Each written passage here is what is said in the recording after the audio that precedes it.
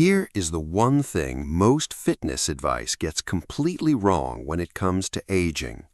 If you are over 50 and your glutes are flattening even though you stay active, the problem is not your age, and it is definitely not a lack of squats. It is your pelvis. Today, I'm going to show you 3 simple movements that fix the real root cause of glute loss after 50. No gym, no equipment, just the right movements done in the right order. Stay with me all the way to the 3rd exercise because that is the missing key to filling in those hollow, flat sides of the hips that most standard gym workouts simply cannot reach. Let me show you something important before we get into the exercises. Before anything else, try this quick check-in in a slightly different way. Stand tall with your feet hip-width apart and slowly march in place for about 10 seconds, then stop and look down. Notice how your weight is distributed.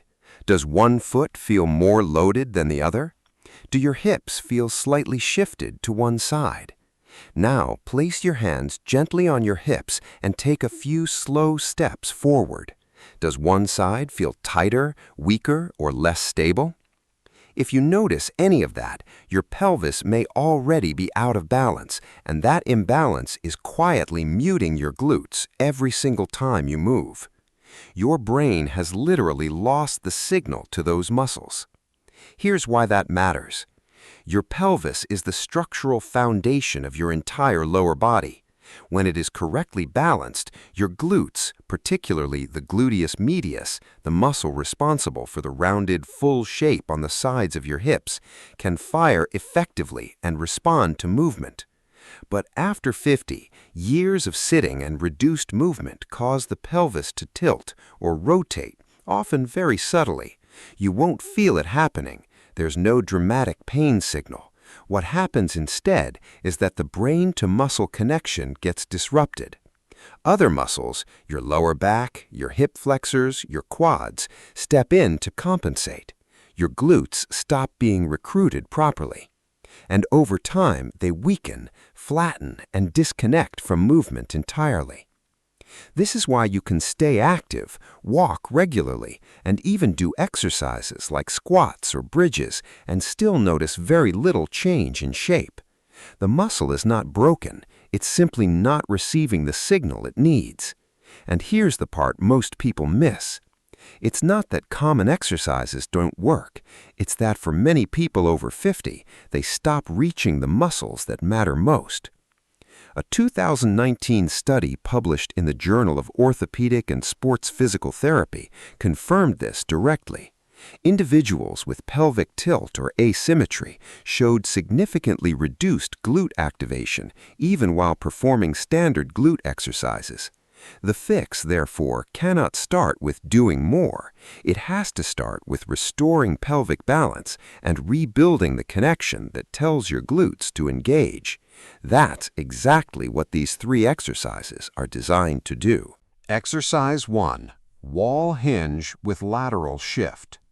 Stand about 6 to 8 inches in front of a wall, facing away from it. Place your feet about shoulder width apart. Turn your toes slightly inward so the back of your hips can open up more easily. Keep your knees soft, not locked, and rest your hands gently on your hips so you can feel the movement. Now slowly hinge at your hips and push your hips backward until your glutes lightly touch the wall behind you. Your upper body will lean forward slightly, and that is okay. Just make sure your spine stays long, tall, and straight the entire time. From this position, gently shift your hips to the left. Move slowly and with control without using any momentum. As you shift left, you should feel your right glute begin to engage, then come back to the center. Next, shift your hips to the right and feel your left side activate. Return to the center again and then slowly stand back up. This completes 1 repetition. Aim for 8 to 10 repetitions, moving with full control during every shift. Do 2 sets in total. If you feel unsteady or concerned about balance, you can lightly rest your fingertips on a chair placed in front of you for support. Common mistake to avoid.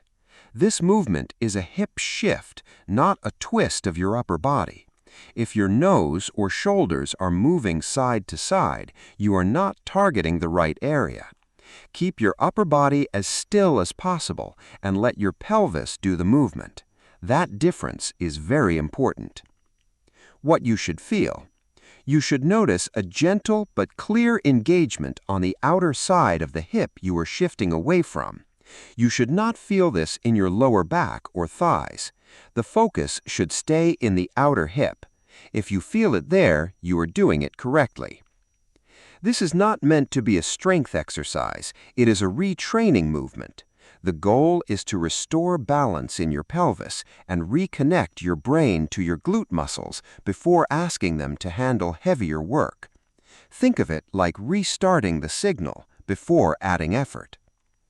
A 2021 study in physical therapy and sport showed that simple, low-load pelvic repositioning exercises helped improve glute symmetry and muscle activation in older adults in as little as 2 weeks.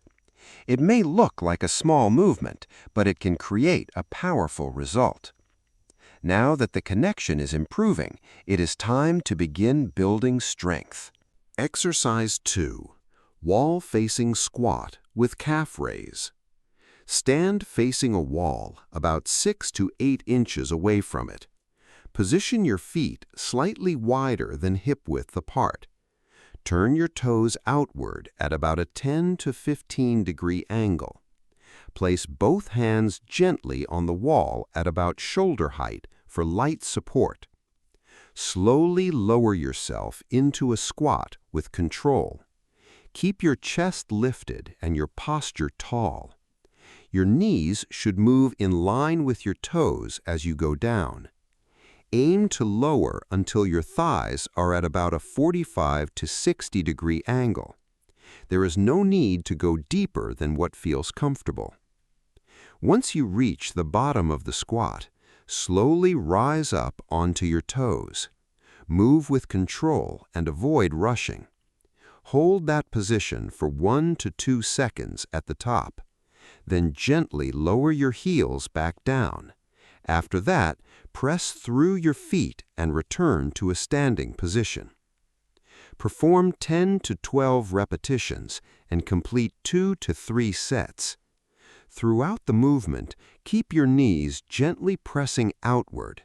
This helps keep the gluteus medius active and engaged during the exercise. Common mistake to avoid. Try not to let your face or knees touch the wall. If that happens, it usually means you are standing too close or leaning too far forward. Simply step back a little and focus on keeping your chest upright. What you should feel. The effort should mainly be felt in the back of your hips and the outer glutes. You should not feel strain in your knees or lower back. If your knees are doing most of the work, it means your weight is shifting too far forward. When people squat without a wall, the body naturally leans forward to stay balanced. This often shifts the pressure onto your knees without you even noticing. The wall helps prevent that forward lean and keeps the work focused on your glutes instead. Adding the calf raise at the bottom also improves balance and stability, something many traditional squat exercises do not include.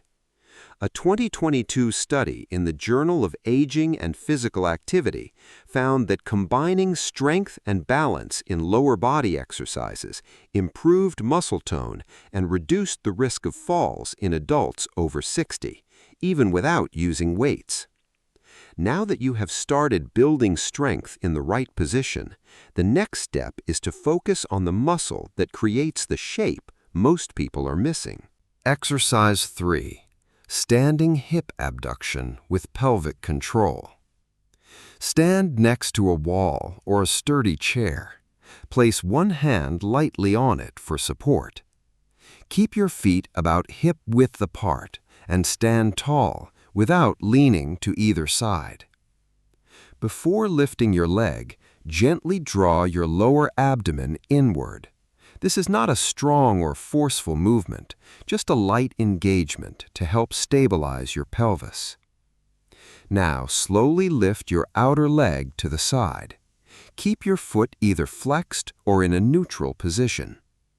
Only raise your leg as high as you can without your upper body shifting or leaning. Pause for 1 second at the top of the movement. Then slowly lower your leg back down with control. The lowering phase is just as important as the lifting phase, so take your time. Perform 10 to 12 repetitions on each side and complete 2 to 3 sets. Common mistake to avoid: do not focus on lifting your leg as high as possible. If your body starts tilting to one side, your lower back is taking over the movement. Lower your leg, reset your posture, and continue with better control. What you should feel: you should feel a focused effort in the outer part of your hip, not in your lower back and not in the front of your hip. If the outer hip begins to feel tired around the 8th or 9th repetition, that is a good sign the correct muscle is working. Many common glute exercises mainly target the gluteus maximus, which is the larger muscle at the back, but they often miss the gluteus medius, the muscle on the side of the hip that creates a more rounded and full shape. This is the area where hollowness or hip dips can appear. This exercise directly targets that muscle while also helping you maintain proper pelvic control. A 2020 paper in the Journal of Human Kinetics found that standing hip abduction activates the gluteus medius more effectively than many compound movements, making it an essential but often overlooked exercise.